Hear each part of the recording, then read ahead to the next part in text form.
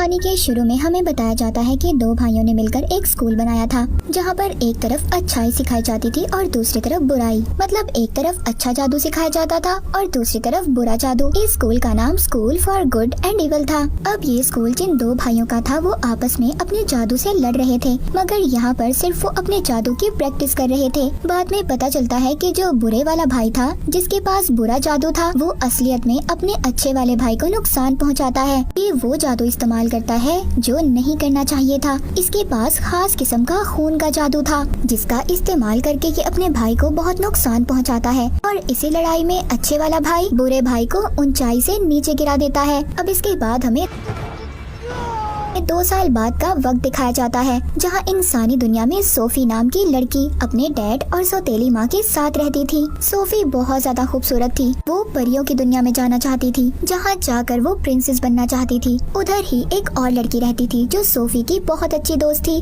मगर ये बिल्कुल प्यारी नहीं थी। इसके बाल चुड़ैलों जैसे थे, इसीलिए शहर के सब लोग इसको चुड़ैल बुलाते थे। अब ये दोनों बिल्कुल अलग थी, मगर फिर भी इनकी दोस्ती बहुत गहरी थी। अब वो दोनों स्कूल जाती हैं, फिर वो किताबों वाली दुकान पर जाती हैं, जहाँ पर सोफी परियों और प्रिंसेस वाली किताब लेती है, जबकि उसकी दोस्त भूतों और चुड़ैलों वाली किताब लेती है। अब यहीं पर दुकानदार उसको उसी जादुई स्कूल की किताब देती है, जिसे देखकर सोफी उससे पूछती है कि ये स्कूल कहाँ पर है। वो दुकानदार कहती है, मैं नहीं जानती, शायद इस बारे में किसी को भी नहीं पता। ये या तो इसी दुनिया में होगा या फिर कहीं और सारी कहानियाँ भी इसी स्कूल से शुरू हुई थी, जो हम अक्सर किताबों में पढ़ते हैं, वो यहीं से लिखी जाती हैं। मगर सोफी की दोस्त यकीन नहीं करती। वो दुकानदार बताती है, कुछ सालों पहले हमारे गांव की लड़की को भी इसी स्कूल के मॉन्स्टर उठा कर ले गए थे, जिसका आज तक कुछ पता नहीं चला। अब सोफी उस स्कूल के बारे में इतना कुछ सुनकर ये वहाँ पर जाना चाहती थी। वो एक खत लिखती है और उसको एक पेड़ पर लगा देती है, जिसके नीचे वो अपना और अपनी दोस्त का नाम भी लिख देती है।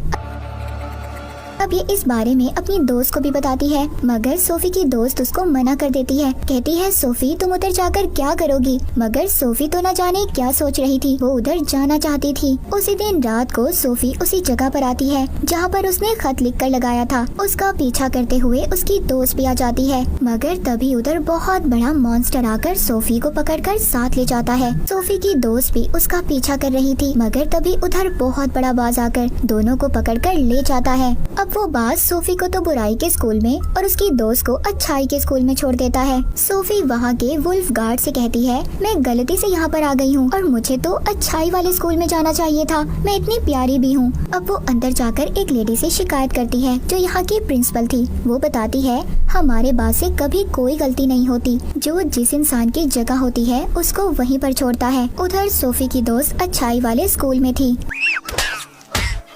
जिसे देखकर वहाँ की कुछ लड़कियाँ उसका मजाक बनाती हैं। कहती हैं, तुम्हारे बाल बिल्कुल चुड़ैलों जैसे हैं और कपड़े तो देखो, हमें लगता है तुम गलती से यहाँ पर आ गई हो। तभी कुछ परियां आकर सोफी की दोस्त को वहाँ के प्रिंसिपल के पास लेकर जाती हैं। सोफी की दोस्त कहती है, मैं यहाँ पर नहीं आना चाहती थी, यहाँ पर तो मेरी दोस्त आना चाहती थी। जिस बात पर वो प्रिंसिपल कहती है, हमारे बात से कभी गलती नहीं हो सकती और नेवर यहाँ पर कभी नहीं आ सकते। अब यहाँ पर सोफी की दोस्त, जिसका नाम अगेता था, उसको नेवर का मतलब समझ नहीं आता। प्रिंसिपल बताती है, जो बच्चे बुराई के स्कूल में जाते हैं उन्हें नेवर कहा जाता है, क्योंकि वो कभी खुश नहीं रहते, और जो बच्चे अच्छाई के स्कूल में जाते हैं उन्हें एवर बुलाया जाता है, जो हमेशा खुश रहते हैं। अब सब बच्चों को एक हॉल में जमा किया जाता है, जहाँ पर अगेता ने बहुत भारी ड्रेस पहना हुआ था, जबकि सोफी ने बिल्कुल सादा काला ड्रेस पहना हुआ था। हालांकि उन दोनों की पसंद बिल्कुल अलग थी। यहाँ पर बुराई के स्टूडेंट सादा कपड़े पहनते थे, जबकि अच्छाई के स्टूडेंट बहुत ही प्यारे कपड़े पहनते थे।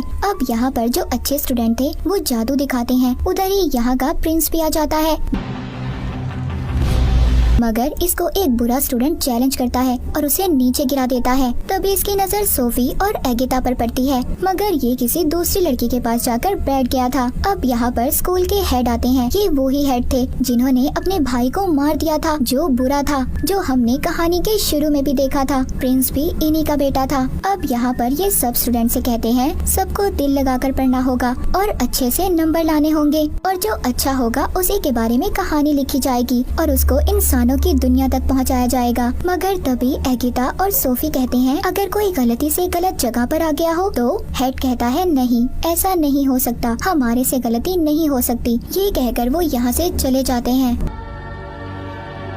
अब अब रात को अगिता अपनी दोस्त सोफी से मिलने इवल यानी बुरे स्कूल में आ रही थी। वहाँ पर ये दोनों स्कूल के प्रिंसिपल्स को बातें करती हुई सुनती है। उनके जाने के बाद तभी उधर बुराई के स्कूल का हेड आ जाता है, जो कह रहा था कि सोफी अब मेरी है। ये वही था जिसने बुराई का स्कूल बनाया था और उसके पास खून का जादू भी था, जो हमने कहानी के शुरू में देखा था। अब ये कैसे जिंदा था? इसके भाई ने तो इसे मार दिया था। ये हमें कहानी में आगे जाकर पता चलेगा। अगिता जब उधर आ गई थी तभी वो देखती है उधर सोफी को उसके साथ लड़कियां तंग कर रही थी और उसके बाल काटने की भी कोशिश करती हैं। मगर इधर सोफी अब खुद को बचाती है और उल्टा उस लड़की के साथ बहुत बुरा सलूक करती है। सोफी उधर अपनी दोस्त अगिता को देखती है। ये दोनों मिलकर अब स्टोरियन के पास जाती हैं, मगर उधर कोई भी नहीं था। उस कमरे में सिर्फ एक किताब और जादुई पेन था। अब उधर ही अच्छाई के स्कूल के हेड आ जाते हैं। इनको कहते हैं कि तुमसे पहले यहाँ पर कोई भी नहीं आया, तुम दोनों इतनी खास हो, फिर यहाँ से क्यों जाना चाहती हो? मगर सोफी कहती है मैं नहीं जाना चाहती, ये जाना चाहती है। मैं तो बस गलत स्कूल में आ गई हूँ, मुझे अपनी पुरानी जिंदगी बिल्कुल अच्छी नहीं लगती। अगिता सोफी को भी अपने साथ लेकर जाना चाहती थी। वो हेड से पूछती है क्या सिंड्रेला, स्नो वाइट, जितनी भी कहानियाँ हैं सब सच्ची हैं? वो कहता है हाँ बिल्कुल सब सच्ची हैं और वो सब यहीं पर पढ़ते थे। यहीं पर वो सोफी से कहता है अगर तुम अच्छे स्कूल में आने के काबिल होती, हमारा बास तुम्हें बुराई के स्कूल में नहीं भेजता। वो कहती है मैं अच्छी हूँ, प्यारी हूँ, यही चीज तो अच्छाई के लिए है। अगिता उसकी दोस्त कहती है उसके लिए सच्चा प्यार चाहिए। जब तुम ये ढूंढ लोगी तो तुम अच्छाई वाले स्कूल में आ जाओगी। ये सब बातें करने के बाद हेड उन दोनों को अब उनकी क्लासेस में भेज देता है। अब अगिता जब अपनी क्लास में थी तभी उसको लड़कियां कहती हैं अगर तुम टेस्ट में 3 बार फेल हो गई तो तुम्हें स्कूल से निकाल दिया जाएगा। वो खुश होकर कहती है क्या वाकई? वो कहती है निकालने का मतलब तुम्हें कोई मॉन्स्टर बना दिया जाएगा। जब टीचर आकर उसकी स्माइल हंसी का टेस्ट लेती है तो वो फेल हो जाती है। उधर सोफी का बदसूरती का टेस्ट हो रहा था जिसमें वो भी फेल हो जाती है। जब ये दोनों हॉल में मिलती हैं तो अगिता सोफी को राजा के बारे में बताती है, मगर उसका दिल तो यहाँ के प्रिंस पर आ गया था जो हेड का बेटा था। सोफी अपनी दोस्त को एक खत देती है और कहती है ये मेरी तरफ से प्रिंस को दे देना। अब जब अगिता जंगल की क्लास के लिए जा रही थी तो उधर ये सोफी का खत प्रिंस को देकर चली जाती है। अब जंगल की क्लास में उनका टीचर उनको बहुत ही खूबसूरत फूल दिखाता है जो असल में बहुत खतरनाक थे। को स्केरक्रो भी दिखाता है जिसको खेतों में खड़ा किया जाता है इंसान जैसा पुतला बनाकर। वो बताते हैं ये रात में जिंदा हो जाता है। तभी उधर एक लड़के को फूल काट लेता है जिससे वो डरकर भाग गया था। ये लड़का तीसरी बार फेल हुआ था। जब अगिता उसका पीछा करती है तो देखती है उसके इर्द गिर्द तूफान का घेरा बन जाता है और वो गायब हो गया था, जिसे देखकर अगिता बहुत ज्यादा डर गई थी। उधर सोफी को भी क्लास में एक लड़की तंग कर रही थी और टीचर भी उसको नहीं रोकती क्योंकि ये बुराई का स्कूल था और इन्हें तो ये सब कुछ देखकर मजा आ रहा था। तभी वो लड़की अपने टैटू से छोटा सा ड्रैगन निकालती है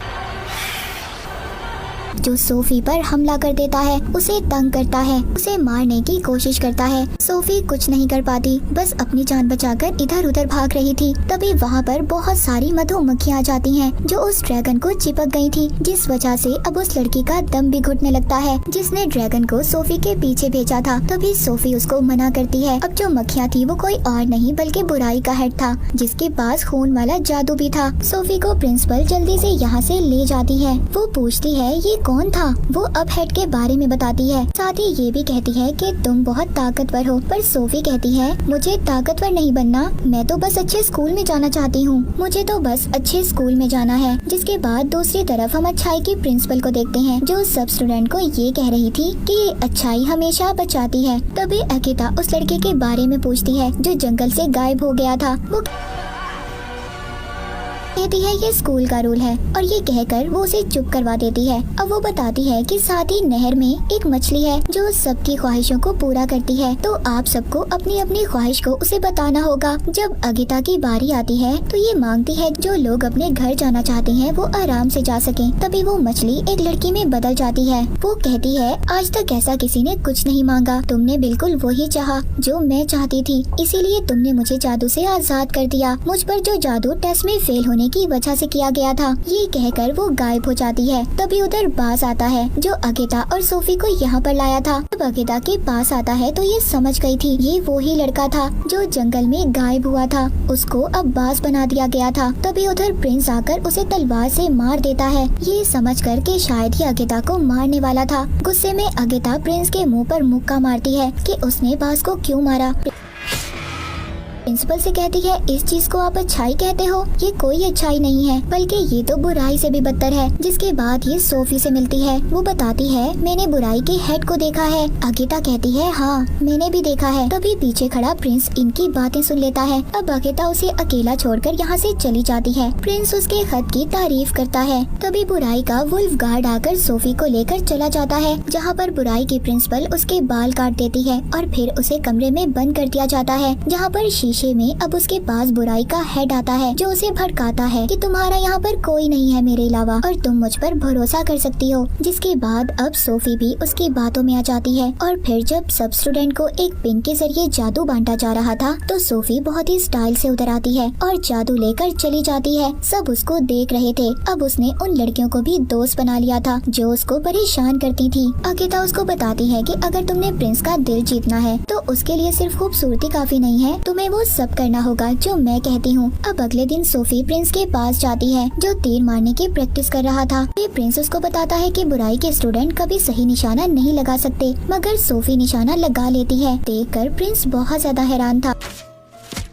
असल में वो निशाना अगिता के जादू की वजह से लगा था। अब प्रिंस सोफी को अपनी रानी बनाने के लिए चुन लेता है, मगर ये बात किसी को भी अच्छी नहीं लगती। अगिता कहती है जो सच्चा प्यार होता है वो कभी दूर नहीं होता। अब वहाँ पर एक मास्टर कहते हैं ठीक है, इस बात का पता तब चलेगा हम इन दोनों को जंगल में अलग अलग छोड़ देंगे। अगर इन दोनों ने एक दूसरे को ढूंढ लिया तो इनका प्यार सच्चा है, हम भी फिर इनको कभी अलग नहीं करेंगे। अब रात को इनको जंगल में छोड़ दिया जाता है, लेकिन सोफी को उस जंगल के बारे में कुछ भी नहीं पता था। वो उन्हीं खूबसूरत फूलों के पास चली जाती है जो उसे काटने लगते हैं। उसके डर से वो अब स्केयरक्रो के पास पहुंच जाती है। रात को जिंदा हो जाता था। वो डर के मारे चिल्ला रही थी। तभी उधर अगिता अपने जादू से कबूतर बनकर अपनी दोस्त की मदद करने आ गई थी। तभी उधर उन्हें प्रिंस की आवाज आती है। अब अगिता खुद छुप जाती है और सोफी को उसके पास भेजती है, मगर उस स्केयरक्रो की वजह से प्रिंस की जादुई तलवार नीचे गिर गई थी। स्केयरक्रो उसे बहुत ज्यादा मार रहा था। अगिता सोफी को इशारा करती है कि तलवार उठाओ, प्रिंस को दो,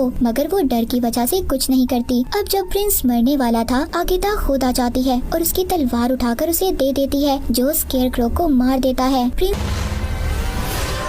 सोफी पर बहुत गुस्सा करता है कि उसने उसकी जान नहीं बचाई और यहाँ पर सोफी उल्टा अगिता पर नाराज हो रही थी। अब वो भी उसे छोड़कर चली जाती है। वापिस आने पर अगिता की प्रिंसिपल उसको बहुत डांटती है। कहती है क्या तुम्हें अपनी दोस्त पर भरोसा है? वो कहती है नहीं, पर मेरा तो ये मानना है कि सब इंसान ही बुरे होते हैं। उधर सोफी बहुत ज्यादा गुस्से में थी। बुराई का हेड उसको शीशे में उसकी दोस्त दिखाता है तो ये कह रही थी कि सोफी बुरी है, लेकिन वो उसको पूरी बात नहीं दिखाता, जिससे सोफी को अब बहुत गुस्सा आता है और अब वो बुराई के हेड के बस में थी। वो उसको खून वाला जादू भी दे देता है जो सबसे ज्यादा खतरनाक था। जब प्रिंसिपल उसके पास आती है तो ये उन्हें भी सुना देती है। यहाँ पर हमें पता चलता है कि जो बुराई के स्कूल की प्रिंसिपल थी वही लड़की थी जो सोफी के शहर से 20 साल पहले गायब हुई थी। उधर अच्छाई के स्कूल में प्रिंस अब अगिता को अपनी रानी चुन लेता है। तभी इधर सोफी आती है जो अब चुड़ैल बन चुकी थी। उसका चेहरा भी खौफनाक हो गया था। सब उस खून वाले जादू की वजह से था और कहती है तुम्हारी रानी तो मैं ही बनूंगी, ये कहकर चली जाती है। तभी उधर ये देखते हैं कि सोफी ने अपने जादू से आगे सभी गार्ड टीचर्स को छोटे छोटे खिलौनों में बदल दिया था। अब ये देखकर प्रिंस बुराई के स्कूल पर हमला करने चला जाता है, मगर उधर इसकी जादू और हमले को सोफी रोक लेती है और उन पर उल्टा हमला कर देती है। अब यहाँ पर जो बुराई के स्टूडेंट थे वो खूबसूरत होने लगे थे और अच्छाई के स्टूडेंट में बदल रहे थे, जबकि अच्छाई वाले बुराई में बदल रहे थे और बदसूरत हो जाते हैं। अब यहाँ पर सबके दरमियान में लड़ाई होना शुरू हो जाती है। अगिता सोफी के पास जाती है, उसे रोकती है, कहती है प्लीज ये सब रोको, ऐसा मत करो। तभी सोफी उधर कमरे में जाती है जहाँ पर जादुई किताब और पेन था। ये यहाँ पर अच्छाई के हेड को मारने आई थी, पर तभी ये देखती है जो अच्छाई का हेड था वो बुराई के हेड में बदल जाता है जिसने इसे जादू दिया था। अब वो बुराई का हेड कहता है मैं तो शुरू से ही जिंदा था, मैं ऊंचाई से गिरा तो मैंने वापिस आकर अपने भाई को मार दिया था और उसकी जगह ले ली थी, जैसे हमें कहानी के शुरू में दिखाया गया था। अब वहाँ पर ये सोफी को जैसे ही अपने काबू में करता है उधर सब कुछ तबाह होने लगता है। सोफी उसे कहती है इसे रोको, मैं ऐसा नहीं चाहती थी, मैं सबको मारना नहीं चाहती थी। तभी उधर अगिता आ जाती है। इस पर वो बुराई का हेड कहता है ये अब मेरी है, तुम इसको कहीं नहीं ले जा सकती। वो कहती है मेरे होते हुए तुम मेरी दोस्त को कुछ नहीं कर सकते। तभी बुराई का हेड उस पर जादुई पेन से हमला करता है, पर उसके आगे सोफी आ गई थी जो पेन उसे लग जाता है। अब क्योंकि सोफी और बुराई के हेड का जादू एक ही था, जैसे ही वो पेन सोफी को लगता है वो जख्मी हो जाती है और उनका जादू अलग हो जाता है। अब वहाँ पर प्रिंस भी आकर उसे मारने लगता है, मगर वो उल्टा उस पर हमला कर देता है, जिससे प्रिंस भी दूर जाकर गिरता है। मगर सोफी अपने जादू से उसकी तलवार उसकी तरफ कर रही थी, जिसको अब कूदकर अगेता पकड़ लेती है और बुराई के हेड को मार देती है। अब सोफी भी मर गई थी, जिसे अगेता देखकर बहुत रोती है, लेकिन जब उसके आंसू उसके जख्म पर गिरते हैं तो वो दोबारा जिंदा हो जाती है, जिसे देखकर वो बहुत खुश होती है। अब इसके बाद वहाँ पर अच्छाई और बुराई दोनों के लोग मिल जाते हैं। वो सब एक दूसरे के साथ हंसी खुशी रहने लगे थे। तभी वहाँ पर जादू से एक रास्ता खुलता है, जो उनके घर का रास्ता था।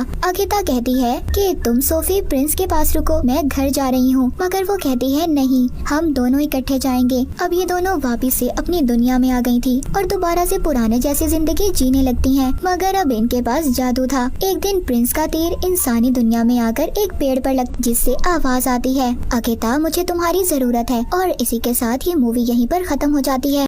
Thank you for watching this type of videos and like and subscribe my channel. Thank you.